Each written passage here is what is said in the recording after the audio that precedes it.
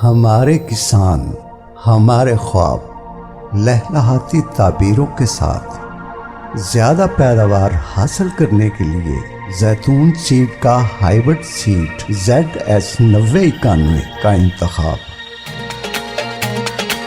बहारिया काश्त के लिए हाइब्रिड बीज मकई ZS9091। जैतून सीड है मेरी जान, मेरा प्यारा है पाकिस्तान, खुशहाली का है ये निशान। जैतून सीड है मेरी जान, लहलहाती फसलों की शान। मेरा किसान है मेरा मान, पैदावार की जीत और जान, पैदावार की जीत और जान। 90 दिन से 100 दिन में पककर तैयार, मंडी में जाए सबसे पहले और किसान को करे माला माल।